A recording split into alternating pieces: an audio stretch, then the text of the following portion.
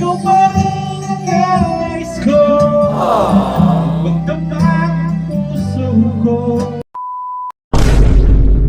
Yo guys, isang panibagong araw at isang panibagong vlog po tayo mga katasyo. Yan, yo guys, kaganapan kahapong biyahe natin, biyahe serye syempre mga katasyo ng ating mini vlog. Ayan mga katasyo, pauwi na po tayo niyan. Syempre dumaan muna tayo sa meriendahan dyan sa may, syempre sa may Ginto, Bulacan mga katasyo. Dyan po kila Ate Janice yan. Shoutout po kay Ate Janice syempre mga katasyo. At syempre nga mga katasyo, namahinga muna tayo ng konti. Tara, let's go. Syempre fast forward mga katasyo. Na muli po pinakikita ko sa inyo yung aking alagang tatlo na si Tito Big and Joey mga katasyo. Time check yan mga katasyo, alas 5 po ng hapon nang nauwi na po tayo yan. Ayan, pinatuka na po natin silang tatlo kasi nga po mga katasyo baka patukain pa ng iba. Yan, go guys, syempre. At ayan po yung patuka. Syempre kasama po nating papatukain dyan yung ating rabbit mga katasyo. Kita nyo naman ng pellets. Ayan po si Peewee, yung ating rabbit mga katasyo na alaga po namin. Na talaga namang dalaga pa yan mga katasyo. At hindi pa po siya nakakasta o naaasawa. Pihikan po kasi yan mga katasyo. Pihikan po si Peewee mga katasyo. Ayan, lagyan po natin ng tubig para po may tubig siya mga katasyo. Ayan mga katasyo, kita nyo naman. At syempre nakita ko yung alaga kong baby para nakipag-away sa isang manok na cobra.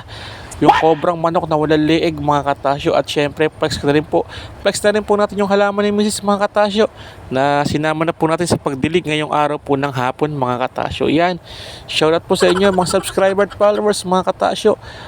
Tasyo TV lang po syempre mga katasyo. Yan, yo guys, yan po yung halaman ni Mrs. mga katasyo. At syempre mga katasyo, wala si Mrs. Nagtinda pa.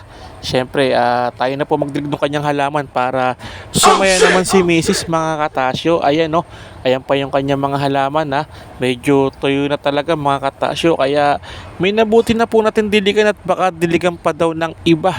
Ayan, diretso lang tayo sa pagdidilig mga katasyo. Ganyan po yung ating ginagawa pag umuwi tayo ng biyahe o sa bahay pagka po meron pang oras mga katasyo. Magaling kang kupal po yung mga ka. halaman ni Mrs. Tsaka po yung mga halamang gamot natin dyan mga katasyo. Ayan po yung mga halaman no. Baka po merong gusto mag-avail niyan mga halaman mga katasyo. Binebenta po yan. Syempre mga katasyo, flex natin si Tasha. Ayan, dumating na. At yung aking dalawang aso mga katasyo na si Winter at saka si Junior mga katasyo. Ayun o, pagod match si Mrs. At syempre mga katasyo, eto na. Solid na natin yung lalagyan ng tubig. Yung pandilig po Magaling natin dyan sa kang may kubo kupal natin ka. mga katasyo. Syempre taob natin para po kasi meron pa tayong gamitin. Syempre Tasyo TV lang mga katasyo. Salamat po sa panonood. At ayan na nga mga katasyo, umuwi na po tayo. At nakita na po natin si Tasha, si Bunso at saka si Teacher Micah mga katasyo. Ayan po yung aking pamilya. Nasama-sama po kaming nagtutulungan mga katasyo. Syempre masaya ang buhay kahit minsan nahihirapan mga katasyo. Laban lang po sa hamon ng buhay. Let's go. At syempre fast forward mga katasyo, napag-utusan po tayo ni Mrs. na syempre mga katasyo, siya raw po ay magluluto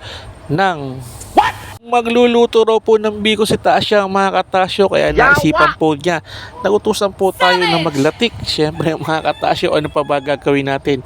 Susunod tayo syempre, kaya lang mga katasyo sobrang asap at mausok yung ating kahoy na nakuha. Ayan, ganyan po trabaho ni Tasyo TV. Maraming salamat sa panonood mga katasyo.